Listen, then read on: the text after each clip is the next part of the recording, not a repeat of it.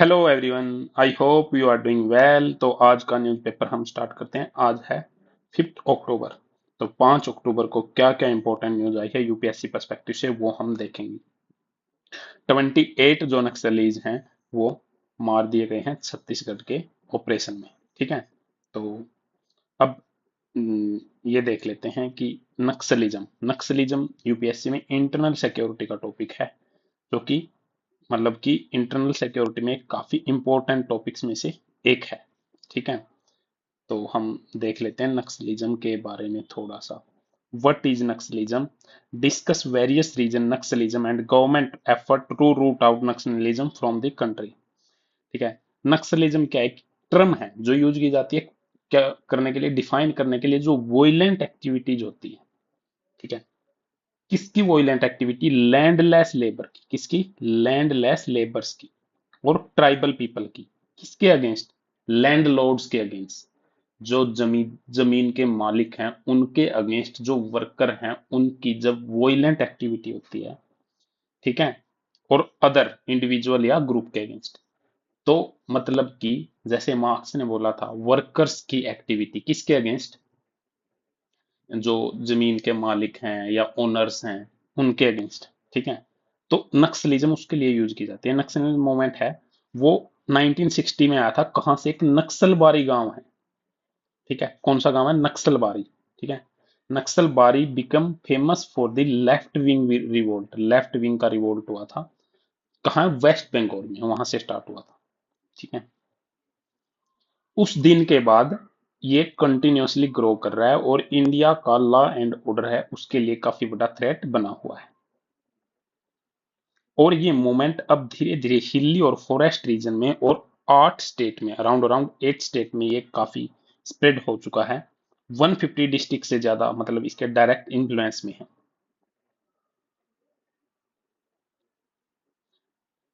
नक्सलिज्म की बजाय, इन spite of Naxalism being term at the biggest problem in Adivasi area, जो tribal population है ना वहां नक्सलिज्म की बजाय सबसे बड़ी प्रॉब्लम क्या है? सोशल प्रॉब्लम एक्चुअली वहां ज्यादा है। अनएम्प्लॉयमेंट वहां ज्यादा है, पुअर्टी वहां ज्यादा है। ठीक है। सोशियो इकोनॉमिक वहां इनजस्टिस ज्यादा है। क्या क्या रीजन है नक्सलिज्म के पीछे, नक्सलाइट मूवमेंट के पीछे? Tribal discontent. एक फॉरेस्ट एक्ट 1980 आया था, ट्राइबल्स को डिप्राइव कर दिया उसने, मतलब कि कुछ काफी सारी चीजों से। ठीक है। वो पेड़ को बिना अनुमति के काट नहीं सकते।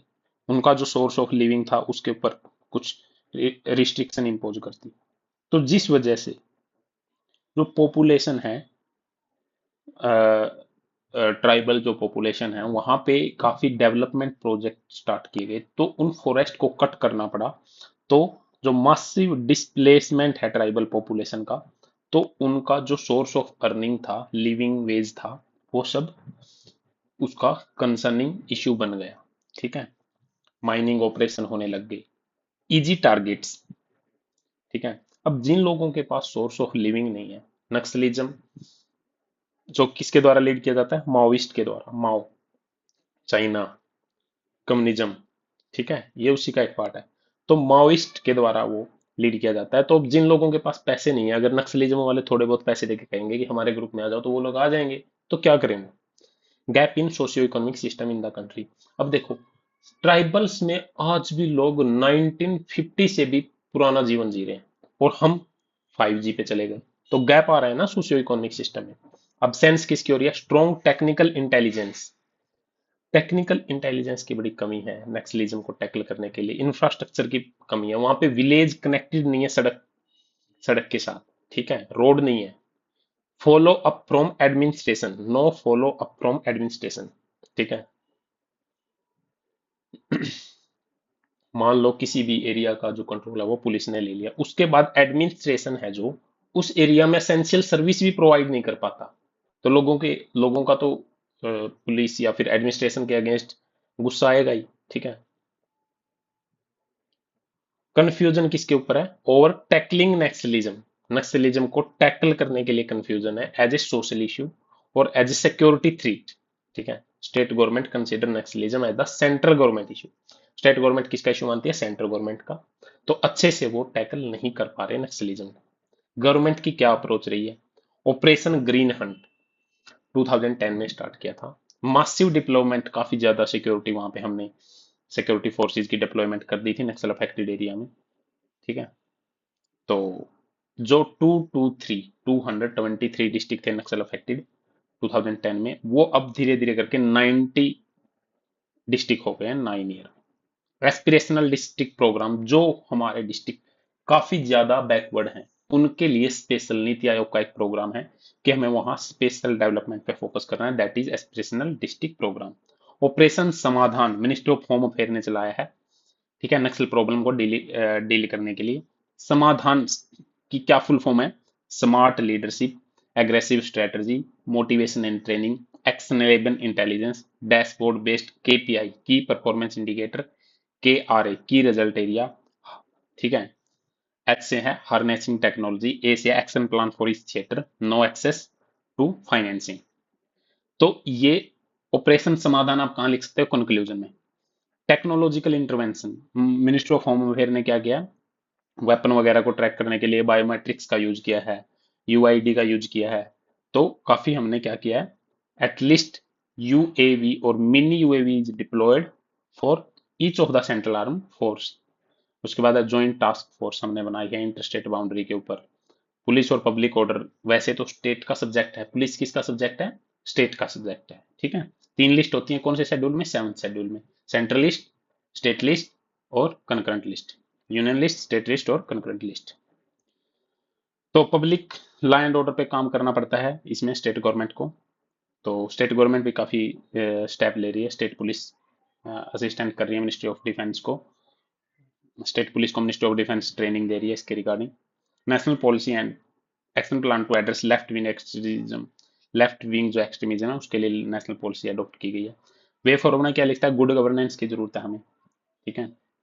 मतलब हमारे लॉ एंड ऑर्डर में लूप होल्स हैं, तभी तो नक्सलिज्म को हम कब नहीं कर पा रहे। डायलॉग, नक्सलिज्म हमारे ही लोग हैं, वो लोग, उनके साथ बात करने की जरूरत है। एक सॉल्यूशन तभी निकलेगा ना। एम्प्लॉयमेंट, वहां पे और ज्यादा एम्प्लॉयमेंट जनरेट करने की जरूरत है। रिहेबिलिटेशन एंड रीसेटलमेंट, अब उन लोगों के फॉरेस्ट को जब हमने कट कर दिया तो उनको रिहेबिलिटेट तो कर दो अच्छी जगह पे, उनको रीसेटलमेंट करो। डिस्पेरिटी को रिमूव करना पड़ेगा। अब देखो नॉर्थ इंडिया इतना डेवलप है लेकिन छत्तीसगढ़, झारखंड, ये जो एरियाज हैं इनमें भी स्पेशल शेड्यूल एरियाज जो हैं, ट्राइबल एरियाज हैं, वो काफी अनडेवलप हैं। मॉडर्नाइज करना पड़ेगा लॉ इन्फोर्समेंट एजेंसी को। तो इस तरह से हमें क्या करना पड़ेगा? हमें ये सारे टैकल स्टेप लेने पड़ेंगे कि होलिस्टिक अप्रोच और सिक्योरिटी रिलेटेड इंटरवेंशन करना पड़ेगा। ठीक है। तो ये सारी चीजें हैं जो हम नक्सलिज्म से रिलेटेड क्वेश्चन आंसर में लिख सकते हैं। आई होप कि आप लोगों को समझ में आ गया होगा। जयशंकर, जो हमारे श्री जयशंकर जी हैं, ministry of external affair minister हैं जो, तो head of state for SCO, head of government की मीटिंग है, वहां पे हमारे कौन विजिट करेंगे? एस जयशंकर। ठीक है। तो एससीओ, संघाई कॉरपोरेशन ऑर्गेनाइजेशन। ठीक है, संघाई कॉपरेशन ऑर्गेनाइजेशन। ठीक है।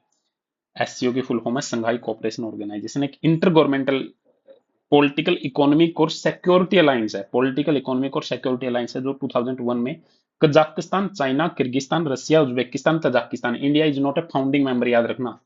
फर्स्ट समिट संघाई में हुई थी 2001 में, इसलिए इसका नाम एससीओ संघाई कोऑपरेशन ऑर्गेनाइजेशन रखा गया। इसका एम क्या है? म्यूचुअल सपोर्ट, आपस में कोऑपरेट करना, ट्रेड, इन्वेस्टमेंट, एनर्जी, इन सब एरियाज में। संघाई स्पिरिट क्या है? कोर वैल्यू एससीओ की क्या है? Mutual trust, mutual benefit, equality, consultation, respect cultural diversity की, कॉमन डेवलपमेंट। ठीक है। वर्किंग लैंग्वेज क्या है? रशियन और चाइनीज, याद रखना कौन कौन है? रशियन और चाइनीज। मेन ऑब्जेक्टिव क्या है? स्ट्रेंथ करना रिलेशन आपस में, cooperation, political, economic, scientific, cultural, educational, जो भी मतलब की एरियाज हैं उनमें काफी कोऑपरेट करना और सेफ गार्ड करना, regional piece, democratic, equitable international political order create करना। जो एससीओ है वो एक्सपेंड की गई कब? 2001 के बाद। ठीक है। सिंस 2001 से वो मतलब फाउंडेड 2001 में हुई थी। इंडिया फाउंडिंग मेंबर नहीं है, ये इंपॉर्टेंट चीज है। चाइना है, कजाकिस्तान है, रसिया है, उज्बेकिस्तान है, तुर्कमेनिस्तान नहीं है इसमें, याद रखना, देख लो। 1996 में संघाई 5 बनाया गया था। किस किस ने? कजाकिस्तान, चाइना, किर्गिस्तान, रसिया, कजाकिस्तान, चाइना, किर्गिस्तान, रसिया और ताजिकिस्तान। 2001 में उज्बेकिस्तान को ऐड किया गया। किसको ऐड किया गया 2001 में? उज्बेकिस्तान को। तो संघाई अब 5 तो रहे नहीं, 6 लोग बन गए, तो इसका नाम क्या रख दिया गया? एससीओ। यानी कि एससीओ से पहले ये संघाई 5 के नाम से जाना जाता था, जिसमें 5 मेंबर थे। उसके बाद हमने उज्बेकिस्तान को ऐड किया 2001 में। हमने नहीं, जो मेंबर थे उन्होंने। 2015 में उफा में, कहा उफा में, ठीक है, रसिया ने एक एक मीटिंग हुई एससीओ की। रसिया ने डिसाइड किया कि वो इंडिया और पाकिस्तान को फुल मेंबर बनाएंगे। 2016 में एमओयू साइन हुआ ताशकंद में। और 2017 में एक अस्थाना समिट हुई थी, जहां इंडिया एंड पाकिस्तान को ज्वाइन कर दिया गया एससीओ के फुल मेंबर के रूप में। कब ज्वाइन किया इंडिया और पाकिस्तान ने? 2017 में। चाइना को सपोर्ट किसने किया? सॉरी सॉरी, पाकिस्तान को सपोर्ट किसने किया? चाइना ने। इंडिया को रशिया ने। अब 2021 में ईरान एक फुल मेंबर बन गया है एससीओ का। अब मेंबर कौन कौन है? चाइना, इंडिया, कजाकिस्तान, किर्गिस्तान, रसिया, पाकिस्तान, तजाकिस्तान, ईरान, उज्बेकिस्तान। अब वो भी बन गया ईरान। ठीक है, ईरान ये रहा। यानी कि टोटल कितने मेंबर हैं? 1 2 3 4 5 6 7 8 9 मेंबर है। SCO organisational structure. एससीओ के जैसे कोई भी ऑर्गेनाइजेशन है तो उसका एक स्ट्रक्चर होता है। सबसे पहले the council of head of state, एक काउंसिल है जो सबसे हाईएस्ट डिसीजन मेकिंग बॉडी है एससीओ की। हाईएस्ट डिसीजन मेकिंग बॉडी, उसमें क्या है? हेड ऑफ स्टेट होते हैं। एक होता है हेड ऑफ स्टेट, एक होता है हेड ऑफ गवर्नमेंट। ये बात ध्यान रखना। इंडिया में हेड ऑफ स्टेट कौन है बताओ? हेड ऑफ स्टेट प्रेसिडेंट है। हेड ऑफ गवर्नमेंट कौन है? Prime minister of India. France में कौन है हेड ऑफ स्टेट और हेड ऑफ गवर्नमेंट? दोनों कौन है? इनके प्रेसिडेंट। ठीक है। तो हाईएस्ट डिसीजन मेकिंग बॉडी है एससीओ के, comprise head of state of all member country. It meet annually to set the overall strategic direction. तो इसमें क्या है? हाईएस्ट डिसीजन मेकिंग बॉडी है ये, council of head of state. Council of head of government second highest council है। Head of government क्या है? Second highest council है। ये भी एनुअल मीटिंग करती है। फॉरेन अफेयर की काउंसिल की भी मिनिस्टर है। ठीक है। एक काउंसिल है नेशनल कोऑर्डिनेटर की।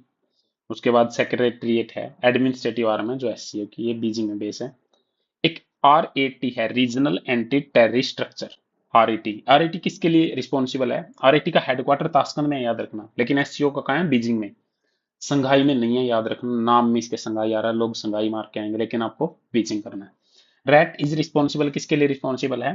कॉम्बैट करने के लिए टेररिज्म पर, सेपरेटिज्म पर और एक्सट्रीमिज्म पर। एससीओ भी बिजनेस काउंसिल है। ठीक है। ऑल कंट्री से बिजनेस कम्युनिटी के लोग आते हैं। एससीओ का इंटर बैंक कंसोर्टियम है, मतलब सेंट्रल बैंक जो है सभी कंट्री के, वो आपस में फाइनेंशियल कोऑपरेशन पे बात करते हैं। एससीओ की काफी सिग्निफिकेंस है। एरिया ऑफ कोऑपरेशन काफी है इन दोनों के। सेपरेटिज्म, टेररिज्म और रीजनलिज्म, इन सब के अगेंस्ट ये काम करते हैं। एक्सट्रीमिज्म।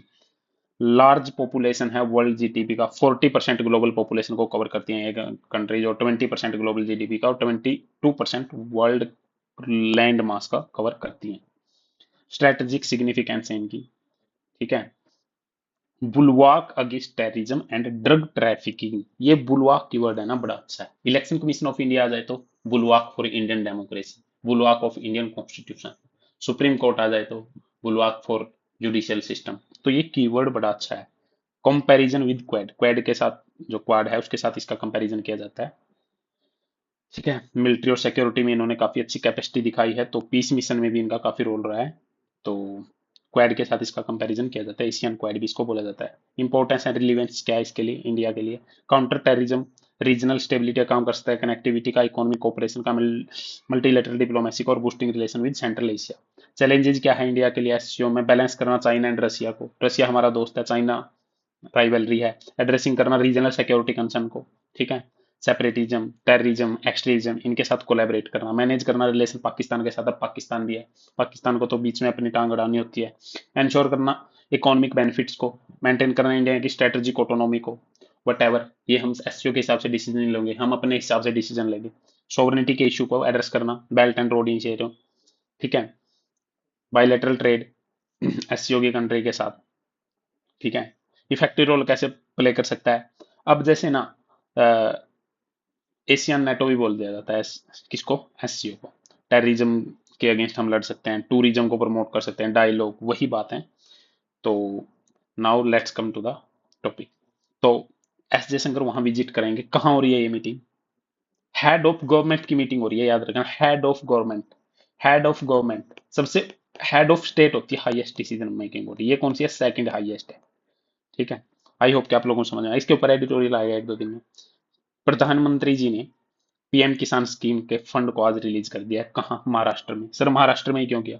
सर महाराष्ट्र में चुनाव हो रहे हैं ना। ठीक है सर, समझ में आ गया। तो किसके अंडर में है पीएम किसान? PM Kisan Samman Nidhi scheme, Ministry of Agriculture and Farmer Welfare, central sector scheme है। कितने पैसे मिलते हैं? 6000 मिलते हैं एक किसान को एक साल में। लेकिन एक साथ मिलते हैं? नहीं नहीं, तीन किस्त में मिलते हैं। तीन किस्त मतलब 2000 2000 2000, हर 4 महीने में 2000 रुपए। समझ में आई बात? बेनिफिशियरी कौन है? सभी लैंड होल्डिंग फार्मर। ठीक है, कुछ एक्सक्लूजन भी है। एक्सक्लूजन किसका है? जिसका हाई स्टेटस है। लैंड रिकॉर्ड मैंडेटरी है, लेकिन फॉरेस्ट वेलर और नॉर्थ ईस्टर्न स्टेट के लिए नहीं है। बेनिफिशियरी को आइडेंटिफाई करने का काम किसका है? स्टेट गवर्नमेंट का है। फैसिलिटी किसान क्रेडिट कार्ड दे दिया जाता है पीएम किसान वालों को, तो उनको काफी कम इंटरेस्ट पे लोन मिल जाता है। ठीक है, प्रोजेक्ट मैनेजमेंट यूनिट है इस स्कीम के लिए। इस स्कीम को क्या करती है? जो ऑब्जर्व करती है। उसके बाद ग्रीवियंस रिड्रेसल है। डाइवर्जन ऑफ फंड को प्रिवेंट किया जाता है कि एलिजिबल फार्मर ही बस इसका वो करें। 2019 में ministry in 2019 directory the state government to verify around 5% beneficiaries each year mandatorily physically. It also provide for Aadhaar authentication और इनकम टैक्स पे वेरिफिकेशन। तो ये सारी चीजें हैं जो कि काफी इंपॉर्टेंट हैं। आई होप कि आप लोगों को समझ में आया होगा। सुप्रीम कोर्ट ने क्या किया है? Set up new SIT with CBI officer. कह रहे हैं कि जो तिरुपति के लड्डू थे उनमें कुछ मिलावट थी, हमने पढ़ा भी था क्या क्या मिला हुआ था उसमें। लेकिन अब ये एक फाइनल इंक्वायरी के लिए सीबीआई की टीम बना दी है, एसआईटी, सीबीआई ऑफिसर भी हैं जिसमें। सुप्रीम कोर्ट ने, सुप्रीम कोर्ट के, चलो आज जुरिडिक्शन देख लेते हैं। एडवाइजरी जुडिक्शन, कौन सा एडवाइजरी? कौन सा आर्टिकल में? 143 में। ठीक है, 143 आर्टिकल में है। कौन सा जुरिडिक्शन? चलो थोड़ा सा देख लेते हैं सुप्रीम कोर्ट के बारे में।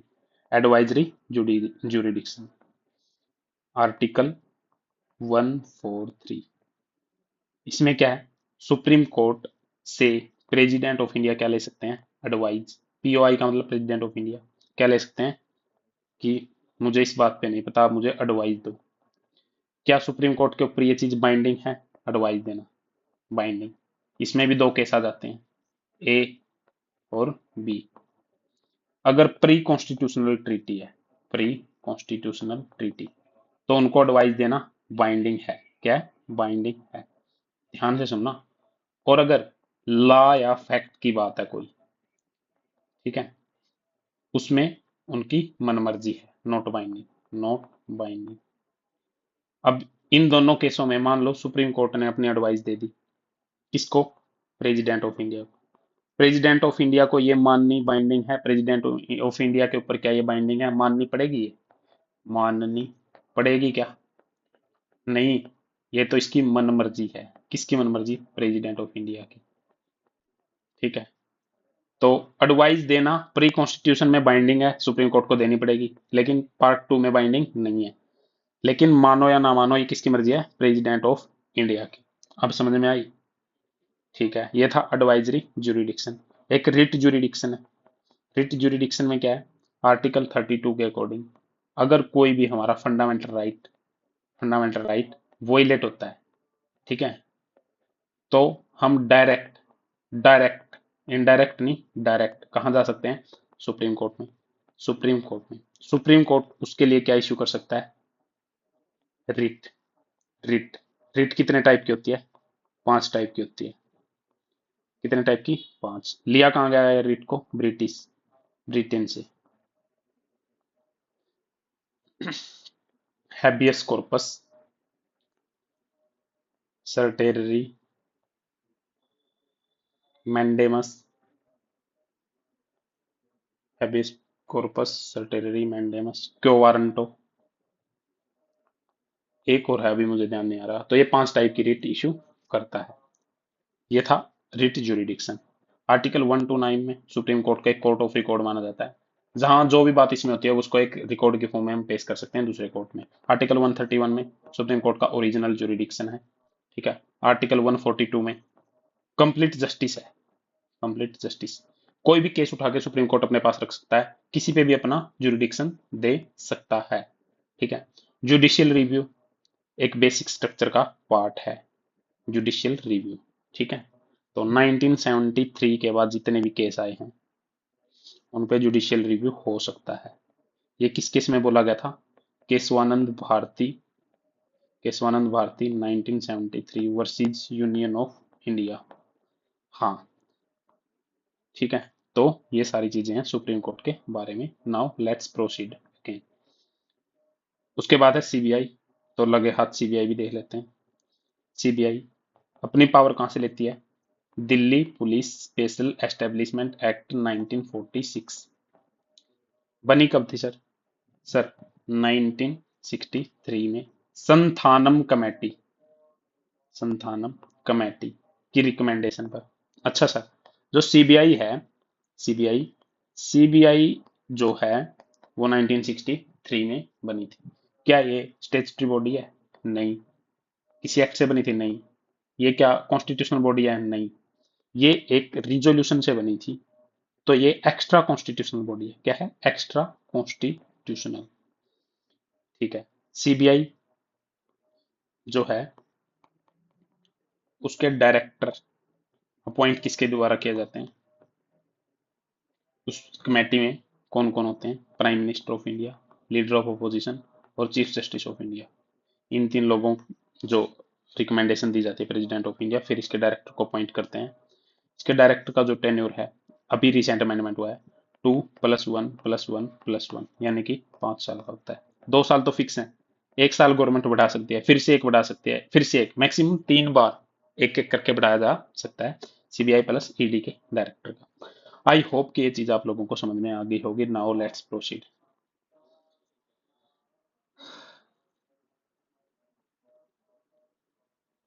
उसके बाद कहना, क्लासिकल लैंग्वेज अब कितनी होगी? सर मैम क्लासिकल लैंग्वेज पहले 6 थी, अब कितनी हो गया सर मैम? 11 हो गई है। कितनी लैंग्वेज को ऐड कर दिया? 5 को। मराठी भी उसमें से एक है। अब महाराष्ट्र में इलेक्शन हो रहे हैं तो आपस में वो क्रेडिट लेने की सोच रहे हैं। लोकायुक्त, लोकायुक्त ने जांच स्टार्ट कर दिया है। किसकी इन्वेस्टिगेशन? कर्नाटका के सीएम की। उनको जो साइट अलॉट की गई थी, तो मेलाफाइड का आरोप उनके ऊपर लगा था।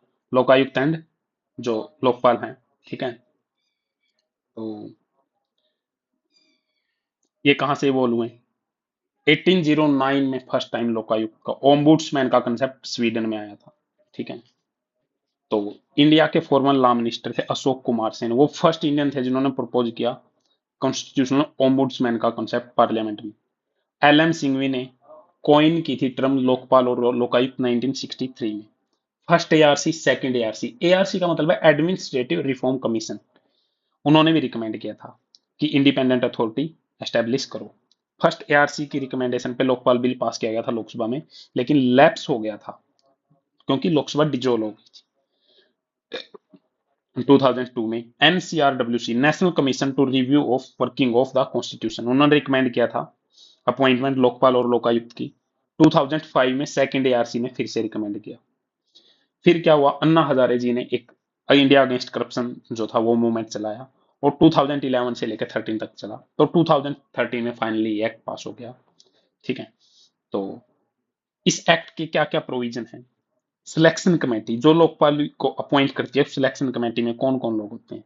प्राइम मिनिस्टर उसके चेयरपर्सन होते हैं, स्पीकर ऑफ लोकसभा होते हैं उसमें, लीडर ऑफ अपोजिशन होते हैं, चीफ जस्टिस ऑफ इंडिया या फिर जज उनके द्वारा नॉमिनेटेड, और एक इमिनियंट जूरिडिक्स, जूरिस्ट जो अपॉइंट किया जाता है प्रेसिडेंट के द्वारा। जूरिडिक्शन कहां तक होता है इनका? ABCD group. प्राइम मिनिस्टर भी लोकपाल के अंडर में आता है, ये बात ध्यान रखना।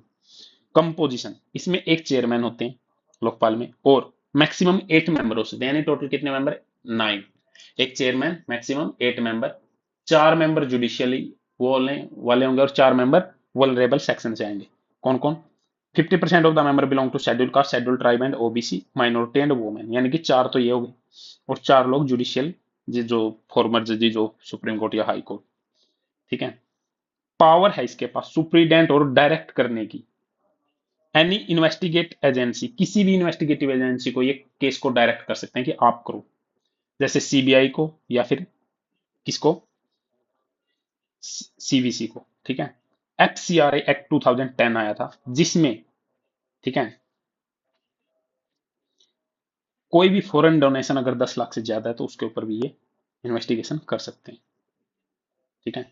और इसी लोकपाल के इंस्टीट्यूशन में, जैसे सेंट्रल लेवल पे लोकपाल होता है, स्टेट लेवल पे लोकायुक्त एस्टेब्लिश करना है 365 डेज के अंदर अंदर। तो लोकायुक्त स्टेट लेवल पे जांच करता है।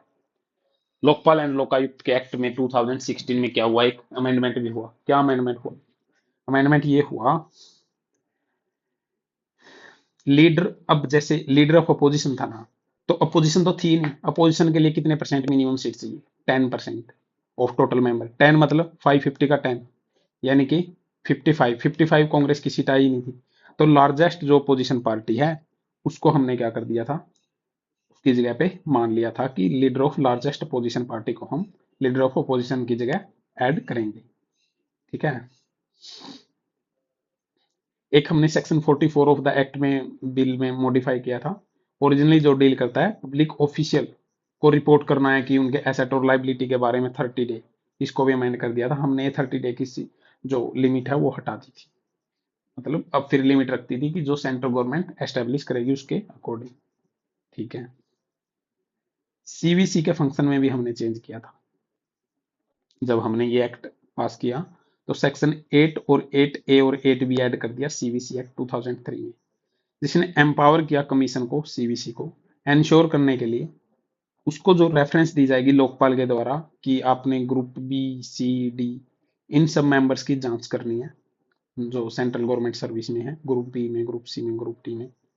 ठीक है। And such level of official और staff of the corporation, company and society owned by the central government. ठीक है। सुप्रिंटेंडेंस, अब सीवीसी को सीबीआई से ज्यादा पावर दे दी कि सीवीसी सीबीआई के ऊपर सुप्रिंटेंडेंस कर सकता है इन्वेस्टिगेशन ऑफेंस के लिए। किस किस एक्ट में? सिर्फ प्रिवेंशन ऑफ करप्शन एक्ट में। ठीक है। तो ये सारी चीजें थी। करप्शन के लिए क्या क्या स्ट्रक्चर है? Prevention of corruption act 1988, CBI है, सीवीसी है, एनएचआरसी है, ऑल इंडिया सर्विस रूल 1968 है, central service central civil service rule 1964 है, एडमिनिस्ट्रेटिव ट्राइब्यूनल है, कैट है। बताओ मुझे, कैट जो है किस पार्ट में आते हैं इंडियन कॉन्स्टिट्यूशन के, और कौन से आर्टिकल में आते हैं, और कब वो ऐड किए गए थे? ठीक है, मुझे बताओ। लिमिटेशन क्या है लोकपाल और लोकायुक्त एक्ट की? इंडिपेंडेंस की लैक है। ठीक है। गवर्नमेंट का काफी इन्फ्लुएंस होता है अपॉइंटमेंट में। एनोनिमस कंप्लेंट है वो अलाउड नहीं होती। 7 ईयर की लिमिट है। 7 ईयर अगर किसी भी फाइल को या काम को हो गए तो उसके बाद वो चेक नहीं कर सकते उस पर। हैवी पनिशमेंट है फॉल्स कंप्लेंट के लिए। ट्रांसपेरेंसी की कमी है। और सो मोट एक्शन लोकपाल नहीं ले सकता, एनएचआरसी ले सकता है, लोकपाल नहीं ले सकता। वे फॉरवर्ड क्या कर सकते हैं? फंक्शनल ऑटोनॉमी दो, फाइनेंशियल इंडिपेंडेंस दो, एडमिनिस्ट्रेटिव इंडिपेंडेंस दो, ट्रांसपेरेंसी लेके आओ, डिसेंट्रलाइजेशन इंस्टीट्यूशन, मतलब कि बाकी इंस्टीट्यूशन को भी डिसेंट्रलाइज करो। ठीक है। तो ये सारा था हमारा लोकपाल के बारे में। आई होप कि आप लोगों को काफी अच्छे से समझ में आ गया होगा। हाई कोर्ट के बारे में आज नहीं देखेंगे, काफी ज्यादा डिटेल में 3-4 टॉपिक देख लिए। Kerala urgently need to identify risk zone. देखो, केरला में जो लैंडस्लाइड हुई थी, क्या हुई थी? लैंडस्लाइड। तो मेंस में क्वेश्चन क्या बन जाता है कि फ्रीक्वेंटली इंडिया के काफी स्टेट्स हैं उनमें लैंडस्लाइड हो रही है। What can be the steps government of India can take to prevent such kind of environmental disaster? ठीक है। तो इन डिजास्टर्स को प्रिवेंट करने के लिए क्या स्टेप लिए जा सकते हैं? Is the government of India working properly to tackle this kind of problem or not? Explain या कमेंट ऐसे बोल देंगे। अब यहां से हमें पॉइंट निकालने हैं इस आर्टिकल से। आर्टिकल का मकसद होता है मेंस के लिए पॉइंट निकालना। ठीक है। अब इन्होंने कहा कि जुलाई 30 में दो विलेज थे, मुंडेकाई और चुरालमाला, वायनाड डिस्ट्रिक्ट ऑफ केरला। वहां हिट वो लैंडस्लाइड हुई। ठीक है। तो चीफ मिनिस्टर ने कहा है कि 230, मतलब ये सारी, मतलब कि कैजुअलिटी हुई, 231 पीपल डाई हुए, बाकी मिसिंग हैं। ठीक है। तो ये जो कैटास्ट्रोफिक इवेंट है उसने फिर से हमारे सिस्टम को एक्सपोज कर दिया। ठीक है। और क्वेश्चन भी कर दिया कि अब हमारी अप्रोच क्या है डिजास्टर मैनेजमेंट के लिए? एरिया ऑफ वायनाइड में ही नहीं बल्कि बाकी एरिया में भी जहां बार बार लैंडस्लाइड हो रही है, ठीक है। जो केरला है उसके जो वेस्ट में है वो सी है, और मतलब कि ईस्ट में क्या है, वेस्टर्न घाट है।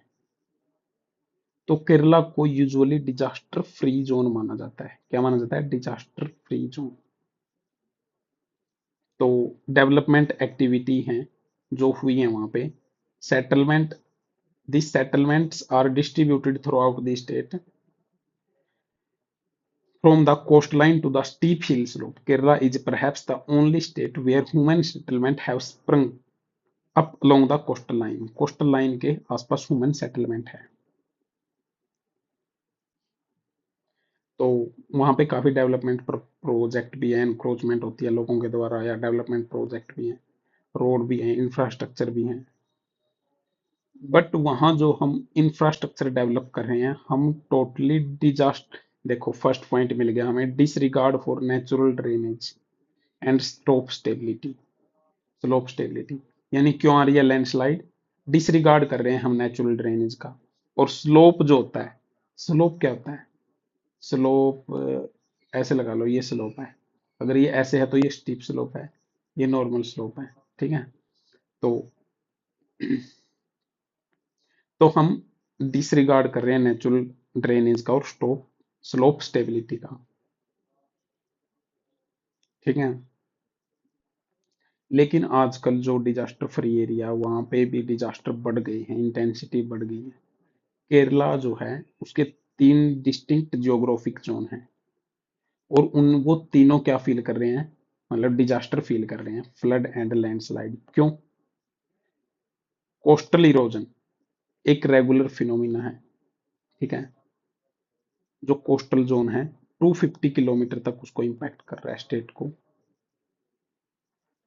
Has affected more than 250 kilometre of the total coastal length of 590 kilometre in the state. 590 kilometre की कोस्टल लेंथ है, उसमें से 250 किलोमीटर कोस्टल जो इरोजन है उस वजह से।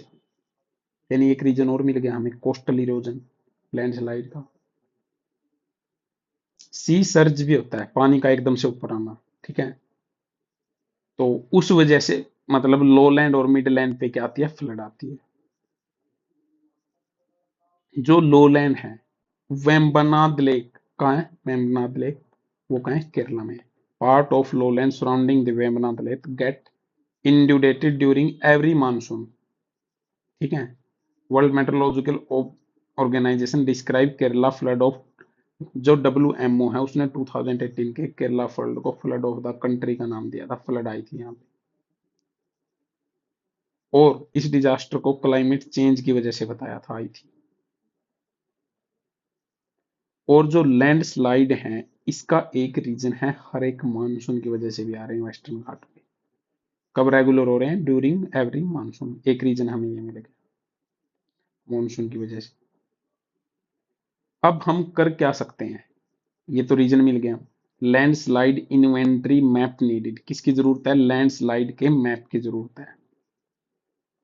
जो वायनाड है वो कहाँ लोकेटेड है? वेस्टर्न घाट के, कहाँ? वेस्टर्न घाट के ईस्ट में। उसके पास बॉर्डर कौन कर रहा है? मैसूर प्लेटू। तो प्लेटू के पास डीप जॉर्ज हैं और रेवाइंस हैं।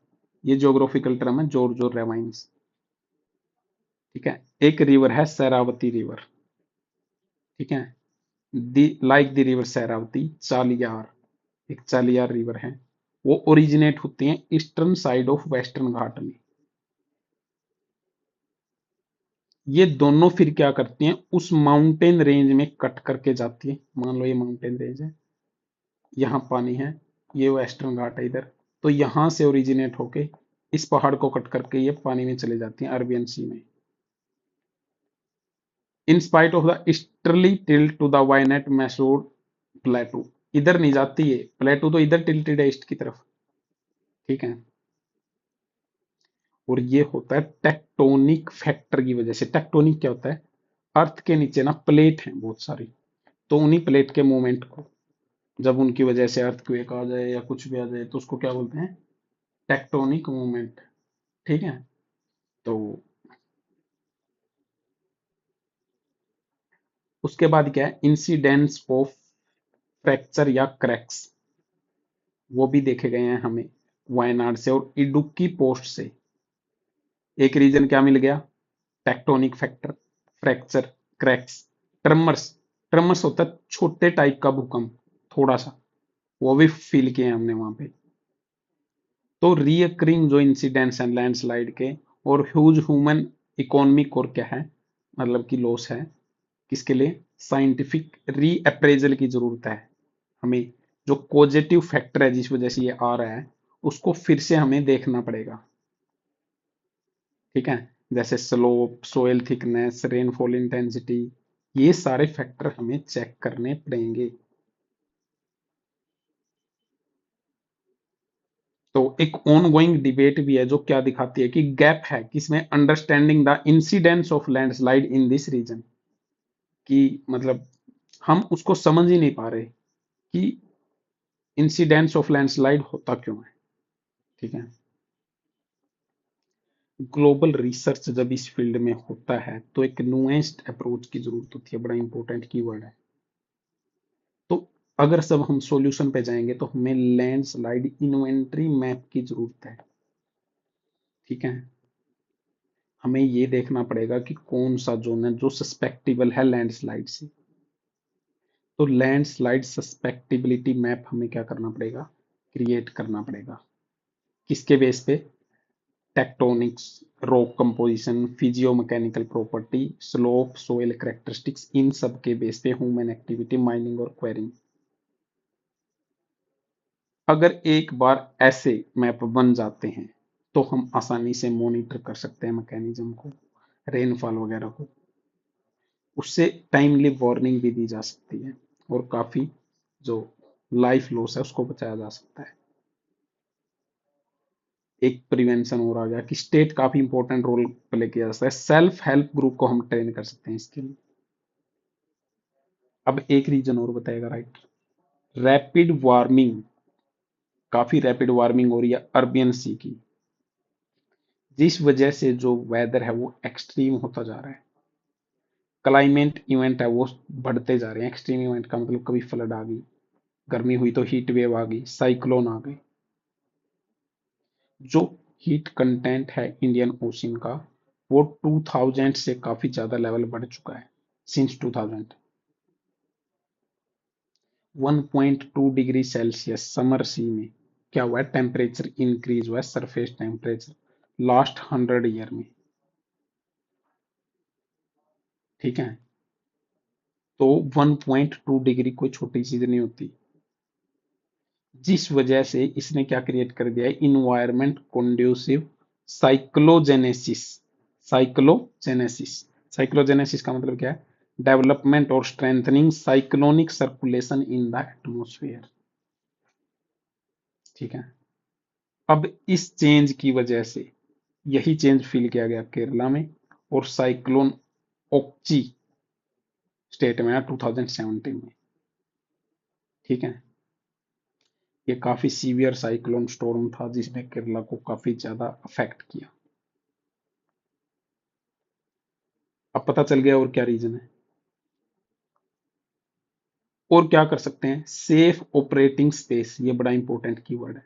अगर ऐसे कीवर्ड लिखोगे तो मार्क्स आएंगे। सेफ ऑपरेटिंग स्पेस, जॉन रॉकस्ट्रोम ने ये जो टर्म है वो कोइन की थी, कहां पे, Stockholm resilient centre, global environmental change के लिए, ठीक है। इज श्रिंकिंग, जो ये सेफ ऑपरेटिंग स्पेस है वो क्या है, श्रिंक हो रहा है, कम हो रहा है। किस वजह से, फ्लड्स, लैंडस्लाइड, साइमल्टेनियस लैंडस्लाइड दोनों साइड हिल रीजन की, ठीक है, कोझिकोडे डिस्ट्रिक्ट के आसपास, ठीक है। उसके बाद है पैराडिगम शिफ्ट। अब जो ये सरकमस्टांसेज हुए हैं, हमें एक अच्छे से पैराडिगम शिफ्ट की जरूरत है डिजास्टर मैनेजमेंट की प्रैक्टिस में। रिएक्टिव अप्रोच की जरूरत है, ठीक है। Most reactive, top down, revolve around, rescue, relief, rehabilitation, 3R approach. हम लिखते हैं ना 3R अप्रोच, रेस्क्यू, रिलीफ और रिहेबिलिटेशन। काफी प्रोएक्टिव और कॉम्प्रिहेंसिव अप्रोच जो एड्रेस कर दे इस डिजास्टर साइकिल को, प्रीपेयर्डनेस को, रिजिलियंस को, रिस्क रिडक्शन को, मिटिगेशन को, रिकंस्ट्रक्शन को, recovery, response, reconstruction, recovery, response, relief, 4R approach. अब जब डिजास्टर की बात हो और हम सेंडाई फ्रेमवर्क ना लिखें तो उससे बड़ा मूर्ख काम कुछ हो ही नहीं सकता। Sendai framework for disaster risk reduction provide करता है गाइडलाइन डिजास्टर रिस्क रिडक्शन के लिए। ये रिकॉग्नाइज करता है प्राइमरी रोल किसका, स्टेट का होना चाहिए डिजास्टर रिस्क रिडक्शन में। बट स्टेट जो है वो बाकी लोगों के साथ, स्टेक होल्डर के साथ अपनी रिस्पॉन्सिबिलिटी शेयर कर सकता है। जैसे लोकल गवर्नमेंट हुई, प्राइवेट सेक्टर हुआ, कम्युनिटीज हुई। तो हमें जो डिजास्टर है उसके रिस्क को समझने की जरूरत है, स्ट्रेंथ करने की जरूरत है डिजास्टर रिस्क गवर्नेंस को मैनेज करने के लिए। रिस्क जो डिजास्टर का रिस्क है उसको इन्वेस्ट करने की जरूरत है डिजास्टर रिस्क रिडक्शन में, रिजिलियंस के लिए। और एनहांस करने की जरूरत है disaster preparedness, effective response, build back better, build back better.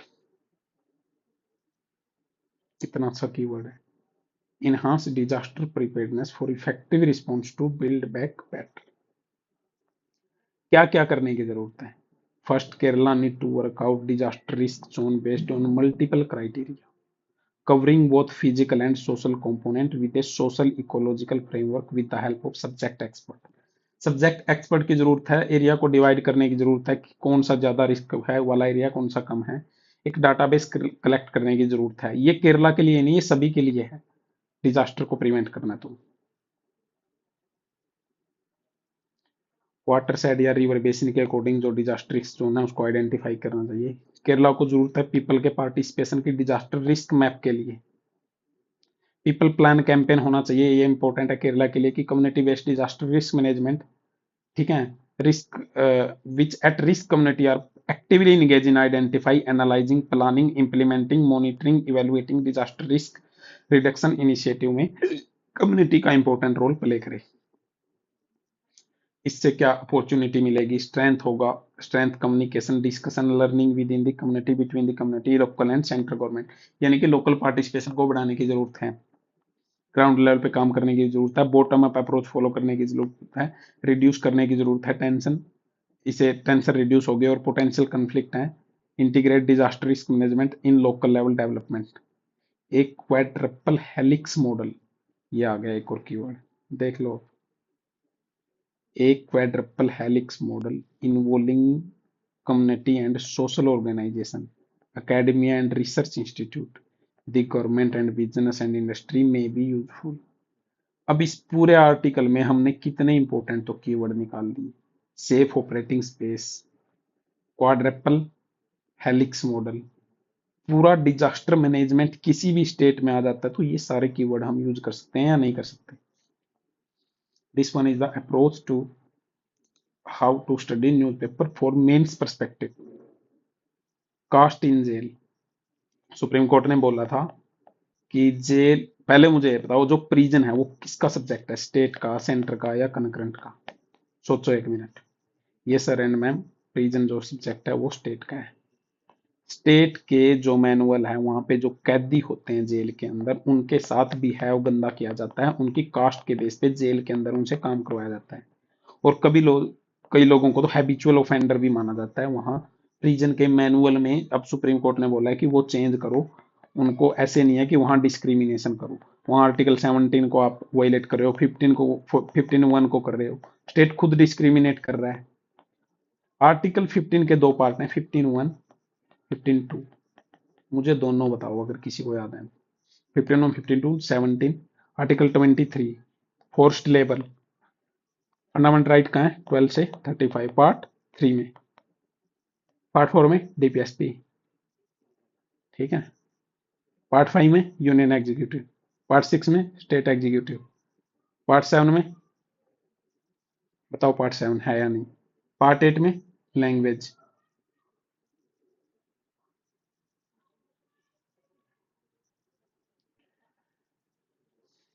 तो ये सारी चीज करने की जरूरत है। Is Gaza in Gaza it is a battle for survival. इस आर्टिकल में ये बोला गया है, वैसे तो ये इंपॉर्टेंट नहीं है। गाजा पे जो बार बार अटैक कर रहे हैं भाई साहब आप, गाजा कहाँ है गाजा? कौन गाजा? Gaza सरेंड ma'am. अगर ये इजराइल है तो ये गाजा स्ट्रिप है, ये इजिप्ट है। तो गाजा स्ट्रिप में क्या है? पैलेस्टीनियन है। यहाँ क्या है? वेस्ट बैंक है, जेरूसलम है। यहाँ क्या है? लेबनन है। ठीक है। सरेंड मैम गाजा स्ट्रिप में हमास है। हमास ने इसराइल पे अटैक कर दिया, क्यों? पैलेस्तीन को ये सपोर्ट कर रहे हैं, पैलेस्तीनी है ये। इसराइल में क्या है? जू हैं। तो अब क्या हुआ, इसराइल ने इतना अटैक किया, गाजा पे इतना अटैक किया कि वहां से एक राफा क्रॉसिंग है गाजा और इजिप्ट के बीच में। ठीक है। तो अब क्या हुआ, गाजा पे इतना अटैक किया इसराइल ने कि वहां जो लोग हैं इतनी बुरी तरह से, जो कॉमन मैन हैं वो भी इतनी वाउंडेड हुए, जख्मी हुए। कई किसी का हाथ कट गया, किसी का पैर जल गया, किसी का कुछ हो गया। तो अब उनको परमिशन भी नहीं मिल रही कि वो अपना हॉस्पिटल में इलाज करवा सकें। तो वो इजराइल और जो इजिप्ट के बीच में जो राफा क्रॉसिंग पार करके उनको, अब गाजा में तो है ही नहीं ह्यूमैनिटेरियन रिलीफ, बहुत कम हॉस्पिटल है, ना के बराबर। तो ये कह रहा है कि ह्यूमैनिटी मैं जो ये राइटर हैं वो बोल रही हैं कि एक ह्यूमैनिटेरियन रिलीफ के तहत इसको जल्दी से जल्दी नेगोशिएशन करके वॉर को तुरंत टेम्परेरी ही रोक दो। तभी हम जो लाइफ है 41,000 इसमें डेथ हो चुकी है, उसको आगे ज्यादा हमें लॉस ना हो, उसको बचाया जा सकता है। अच्छा, monsoon, other monsoon, better modelling of the impact of north east monsoon is essential. India में जो मानसून है वो कैसे आता है? ठीक है। मैप अच्छे से बनाना, अब पता नहीं आएगा या नहीं। ठीक है। तो ये इंडिया का मैप है। तो इसमें क्या है, इंडिया में जो मानसून है, यहाँ क्या है? अरबियन सी है। यहाँ क्या है? बे ऑफ बंगाल है। ये क्या है? नॉर्थ ईस्ट है। ये क्या है? नॉर्थ वेस्ट है। अब जो इनिशियल मानसून आता है वो यहाँ से आता है, एक ब्रांच ये है। लेकिन जब रिटर्निंग मानसून आता है तो यहाँ से आता है नॉर्थ ईस्ट को। अब इसको मैपिंग करना बहुत जरूरी है, ये बोल रहे हैं कि नॉर्थ ईस्ट मानसून को मैप करना जरूरी है। अब जो साउथ वेस्ट मानसून है वो एंड हो गया है। पिछली बार के कंपैरिजन में 8% ज्यादा रेन हुई है, आईएमडी ने बोला है, इंडियन मेट्रोलॉजिकल डिपार्टमेंट, जो कि मानसून वेदरिंग फोरकास्टिंग को रेगुलेट करता है। ठीक है। अब अब क्या है?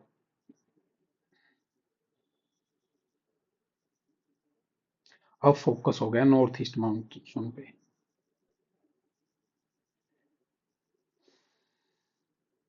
अब जो ये मानसून है ये लैंड से सी की तरफ जाता है। ठीक है। साउथ वेस्ट मानसून के विड्रॉल के बाद मिड अक्टूबर में साउथ वेस्ट मानसून क्या है? विड्रॉल हो गया। ये क्या है? साउथ वेस्ट मानसून, ये क्या हो गया? विड्रॉल। ठीक है। तो अब रिवर्सल ऑफ विंड होती है, जिसकी वजह से, रिवर्सल ऑफ विंड की वजह से दो जगह पे बारिश होती है, आंध्र प्रदेश तमिलनाडु और थोड़ी बहुत केरला। तमिलनाडु और केरला के लिए बड़ी हेल्पफुल बारिश होती है। नॉर्थ ईस्ट जो मानसून है वो मेन सोर्स है रेनफॉल का तमिलनाडु में, क्योंकि तमिलनाडु में ना साउथ वेस्ट मानसून से होती, ना साउथ ईस्ट मानसून से होती रेन। ये पैरेलली निकल जाते हैं, ये इधर से निकल जाते हैं। तमिलनाडु तो बेचारा रह जाता है बिना बारिश के। लेकिन जब रिवर्सल ऑफ विंड होती है तब तमिलनाडु के पास बहुत सारी बारिश होती है। ठीक है। नॉर्थ ईस्ट जो मानसून है वो सिर्फ 11% एनुअल रेनफॉल का, उससे सिर्फ 11% रेनफॉल होती है इंडिया। लेकिन इस बार आईएमडी ने क्या बोला है कि अबव नॉर्मल होगी, नॉर्मल से ज्यादा रेनफॉल होगी, 12% ज्यादा। ठीक है। लेकिन इसका फायदा कहाँ होगा? नॉर्थ ईस्ट मानसून तो सिर्फ दो तीन स्टेट में ही होती है। ठीक है। क्योंकि इसको उतनी ज्यादा इंटेंशन भी नहीं मिलती। लेकिन दो स्टेट में तो फायदा होगा, तमिलनाडु और आंध्र प्रदेश। क्या फायदा होगा?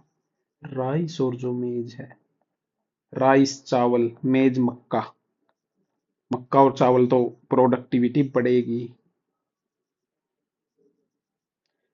ये दिखाता है कि काफी समय से नॉर्थ ईस्ट मानसून नहीं हो रही, तो जो स्टेट में जो प्रोडक्शन है इन दोनों का घट रहा था। ठीक है। तो अब क्या है, the north east monsoon rainfall averaged over 5 subdivision where it is predominant has a variation almost 25% variation आता है। ठीक है। This translate into year of massive deluge followed by dry spell. 2015 में चेन्नई ने एक्सपीरियंस किया था एक डील्यूग during northeast monsoon, resulting in the significant loss of life and property. In 2019, city faced severe water shortage. 2019 में वाटर शॉर्टेज होगी। If this year forecast hold, it will be the second consecutive year of normal northeast monsoon. अगर इस बार ये भविष्यवाणी अच्छी सिद्ध हो जाती है तो नॉर्मल सेकंड नॉर्मल मानसून होगी कंटिन्यू कंजेक्टिव। ठीक है। ठीक है। However expectation are high that a La Nina, एक होता है ला नीना, एक होता है अल नीना। ला नीना से इंडिया में बारिश आती है, ला ला का मतलब लाओ, बारिश लाओ, वो वाली विंड।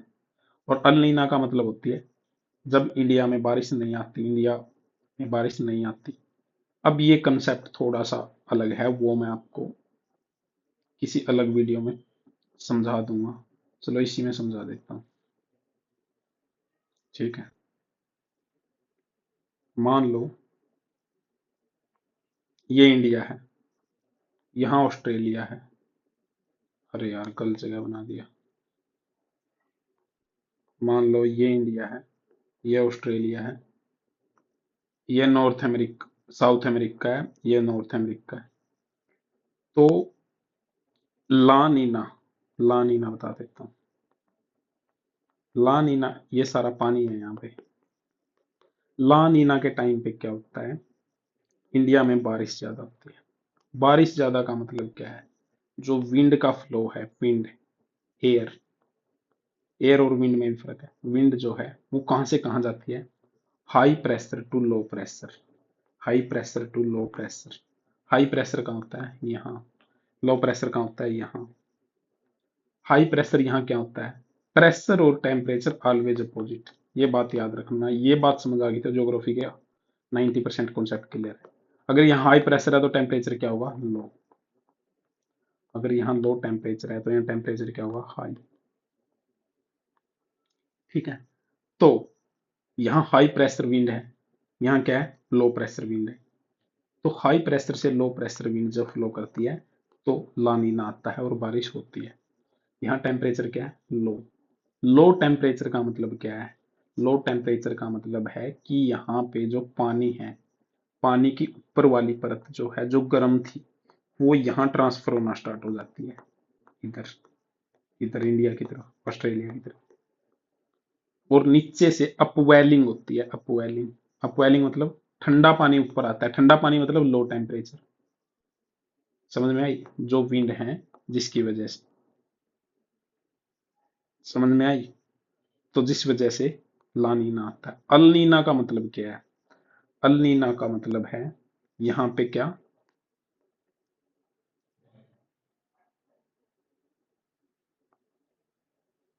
आज काफी लंबी वीडियो बनने वाली है जहां तक मुझे लग रहा है। अल नीना का मतलब है, अरे यार, अल नीना का मतलब है यहाँ पे बारिश नहीं होगी, रेन, रेन नहीं होगी तो इसका मतलब यहाँ क्या होगा, हाई प्रेशर। यहाँ क्या होगा, लो प्रेशर। इट मीन्स यहाँ क्या होगा, हाई टेम्प, लो प्रेशर है तो हाई टेम्परेचर, यहाँ लो टेम्परेचर। जो एयर फ्लो कहाँ से कहाँ करती है, high pressure to low pressure.